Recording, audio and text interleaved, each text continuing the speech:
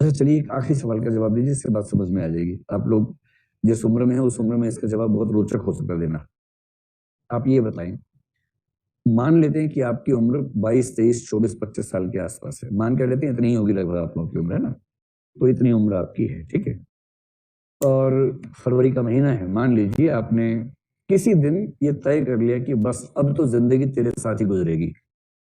उधर से जवाब है बस तू नहीं तो मैं नहीं, आज तो जिंदगी साथ गुजरेगी, साथ जिएंगे, साथ मरेंगे। वायदा हो गया ठीक से, प्रॉमिस हुआ पक्का एकदम, ठीक है। बैंड बांध के प्रॉमिस किया एकदम ठीक से, और कार्ड 10-10 दिए एक दूसरे को, ऐसे नहीं साइन करके, खून से कार्ड साइन हुआ है। और अब ये तय हो गया है कि अब तो कई लोग खून से मच्छर मार के उसके खून से लिख देते हैं, और कहते हैं खून से लिखा है स्याही ना समझना, ऐसे करके। तो मान लीजिए कि दो लोगों ने बहुत कट्टर तरीके से विश्वास कर लिया कि हम एक दूसरे के जीवन साथी बनेंगे, और उनके प्रेम को लगभग 48 घंटे हो चुके हैं जब से हुआ है, और जबरदस्त प्रेम चल रहा है। और उसी बीच में 14 फरवरी आ गई, तो उस दिन रोका हो गया एक तरह से दोनों का आपस में एक दूसरे का। पेरेंट्स की तरफ से नहीं हुआ, आपस में रोका कर लिया है कि आज से हम एक दूसरे के हुए, और अब हम किसी और को देखेंगे भी नहीं अब से। ये बात हो गई, मतलब किसी और को देखेंगे तो इस तरह से कि एक दूसरे को पता ना चले, इस तरह से देखेंगे, वैसे नहीं। ये सहमति बन गई है।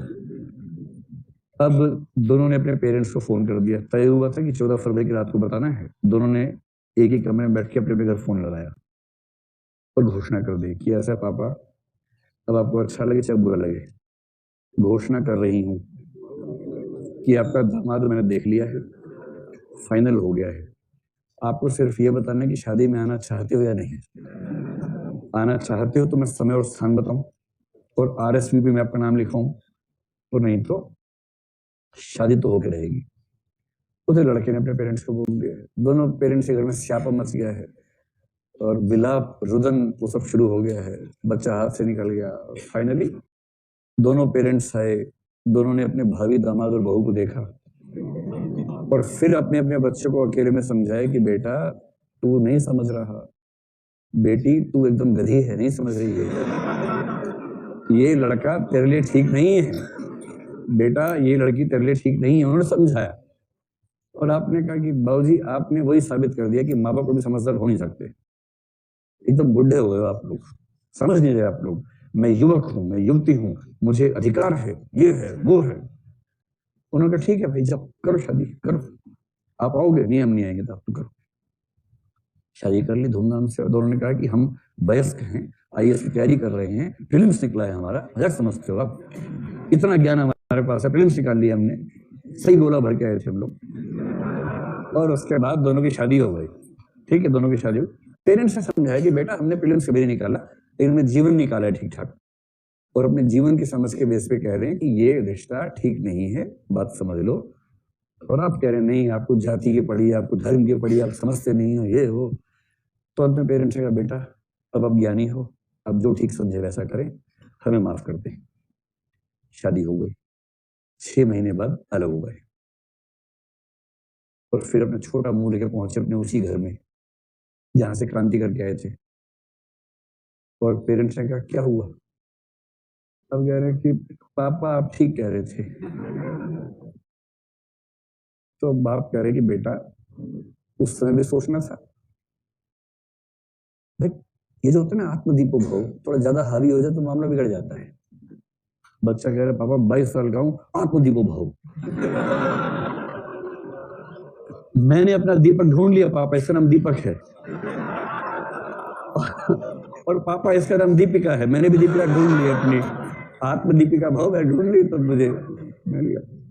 6 महीने बाद समझ में आता है भाई, जिसको जीवन के अनुभव कम है, जैसे सार्थ ने कहा, सार्थ अस्तित्ववादी है, वो कहता है कि अपने जीवन के फैसले खुद करने चाहिए, और साथ में कहता है हर व्यक्ति की जिम्मेदारी है कि फैसले सोच समझ के अंतरात्मा के अनुसार करे, क्योंकि आप जब भी फैसला करेंगे बाकी लोग आपके फैसले को रेफरेंस पॉइंट बनाएंगे, और आप गलत फैसला करेंगे तो आपके गलत फैसले में निहित है कि आप कई औरों को भी गलत फैसला करने के लिए प्रेरित कर देंगे।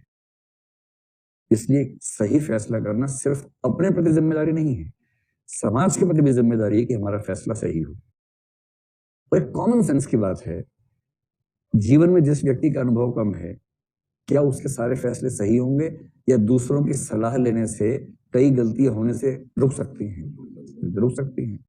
तो कभी कभी इसमें क्या होता है, जरूरत से ज्यादा आत्मविश्वास आ जाता है, अति आत्मविश्वास, और ये अति आत्मविश्वास कई बार हो जाता है घातक, क्योंकि इसके अंदर क्या हो गया था, इसका दीपक जल गया था अंदर, और उसने कहा था पप्पा मेरा दीपक भव हो गया है, इसलिए मैंने अपने लिए फैसला कर लिया है। तो जब आप लोग ऐसा फैसला करें और पेरेंट्स कायदे की बात करें, ध्यान से समझना उनकी बात को, ये नहीं कि हर बात पे क्रांति करने लग जाओ। सलाह का अपना महत्व है, मतलब फैसला अंत में खुद ही करना है, लेकिन ये क्या लिखा है, फैसले खुद लो, पर परामर्श लो, राय लो, अंततः फैसले खुद लो। अंततः फैसला खुद लेना ठीक है, पर फैसला लेने की राह में बहते हुए ये मान लेना कि बाकी सब लोग मूर्ख हैं, किसी की बात को सुनना भी जरूरी नहीं है, वो गलती है। और ऐसे में बहुत बड़े बड़े लोग जो बहुत महान हो सकते थे, बहुत छोटे और क्षुद्र होकर खत्म हो जाते हैं, क्योंकि जीवन के फैसले गलत कर देते हैं। जीसस क्राइस्ट ने अपनी बलि क्यों दी थी? ताकि सभी मनुष्यों के पाप खत्म हो जाएं और सब वापस द गार्डन ऑफ ईडन में चले जाएं, ईडन गार्डन में चले जाएं, कलकत्ता चले जाएं। समझे, गार्डन ऑफ ईडन कहां पर है? स्वर्ग। अब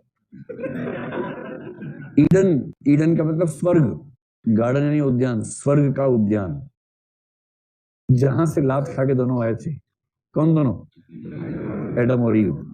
इसलिए जो सच्चा ईसाई होता है ना, उसके जीवन का एक ही उद्देश्य होता है कि वापस वहीं जाना है, ईडन गार्डन में जाना है, ईश्वर के पास जाना है, जहां से लात खा के आए थे, वापस वहीं लौटना है। उसका एक ही तरीका है, ईश्वर जो नाराज था खुश हो जाए। इसलिए हर संडे को चर्च जाते हैं, भगवान से ललो चप्पो करते हैं, हे भगवान माफ कर दो, हे भगवान माफ कर दो। और भगवान 2500 साल से देख रहेगा, देखो मेरे को थोड़ा और ठीक करो। जीसस आए कि सबके पाप अपने ऊपर लो, अपनी बलि दो, तब भी ठीक नहीं हुआ। अब सेकंड जीसस आने वाले, हिंदू में तो आ गए हैं, ईसाइयों में आने वाले हैं कुछ दिनों में, ठीक है। तो सबके निर्माण का प्रयास। अब देखिए इसमें क्या होता है, एक कंसेप्ट आता है, उस कंसेप्ट को बोलते हैं परिवर्त, परिवर्तन नहीं, परिवर्त। और ये परिवर्त क्या है?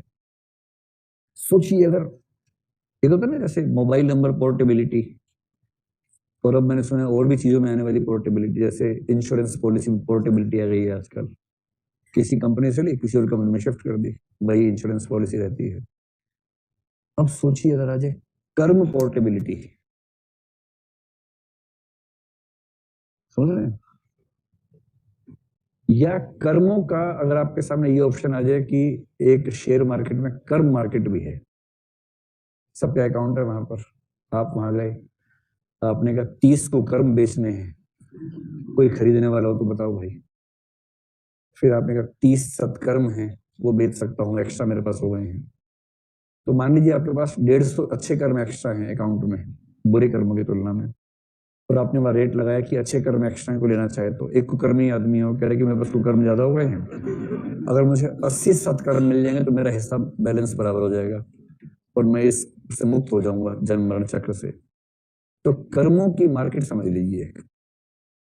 हिंदू दर्शन ये मानता है, इस महायान को छोड़ के बाकी सारा, जैन भी, बौद्ध भी, हिंदू भी, कि जो कर्म किया है वो भोगना तो पड़ेगा ही पड़ेगा। उसमें ये चॉइस नहीं है कि आप किसी और के कर्म भोग लें। अगर ये चॉइस हो तो हर माँ अपने बच्चे के कुकर्मों का फल अपने ऊपर ले लेगी कि मेरे बच्चे ने गलती की है, मैं भोग लूंगी, इस बच्चे को अच्छा जीवन दे दो। और बच्चे एक नंबर के कैसे होते हैं आपको पता ही है, शब्द अच्छा नहीं है बोलना यहाँ पर, वो अपने सारे बुरे कर्म अपनी माँ के ऊपर थोप देने की, माँ तू भुगत ले, हम चले जाते हैं। तो भगवान जी ने अगर वो हैं तो उन्होंने ऐसी व्यवस्था बनाई ही नहीं है। तो कर्म सिद्धांत कहता है कि ना, जो आपने किया है वो आपको ही भोगना होगा। पर बोधिसत्व के विचार में कंसेप्ट परिवर्तन, जिसका मतलब है कि बोधिसत्व अपने अच्छे कर्म दूसरे व्यक्तियों के बुरे कर्मों को बैलेंस करने के लिए शिफ्ट कर सकता है।